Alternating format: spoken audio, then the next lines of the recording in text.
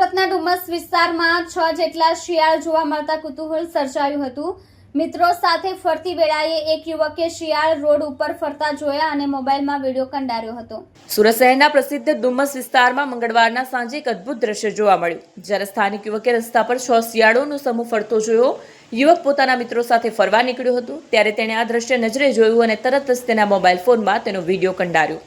યુવકના કહેવા અનુસાર આ શિયાળો ગોલ્ડન જેકલ પ્રજાતિના હતા। તેમણે જણાવ્યું કે શિયાળોની ચાલ અને ડોકાવટ પરથી તે પ્રજાતિની ઓળખ કરી શક્યો હતો।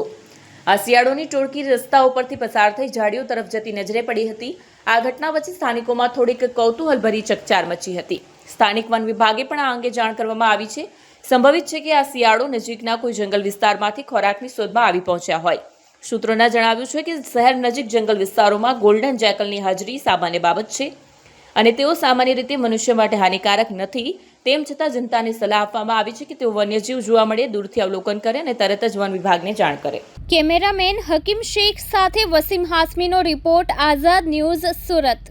ઈશાન જરીવાલા। તમે આજે શું જોયું? એ પેક ઓફ ગોલ્ડન જેકલ સુરતના કયા એરિયામાં તમને જોયું એરપોર્ટ સાઈડ જોવા મળ્યું છે મને। અને કેટલા હતા? ટોટલ 6 હતા અને 6 બેબીઝ હતા। તમને કેવી રીતે ખબર પડી કે તે ગોલ્ડન જેકલ?